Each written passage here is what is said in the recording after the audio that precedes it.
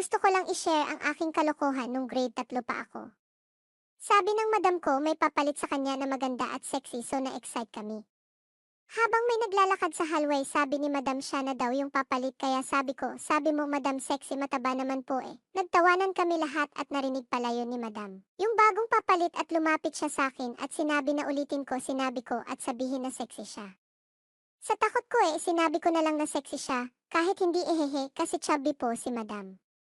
Lesson po di pa rin tama namang bully pero nagsabi lang po ako ng totoo. Pero pinagsisisihan ko pa rin po yun, bata lang po ako noon hehehe, makulit at piya.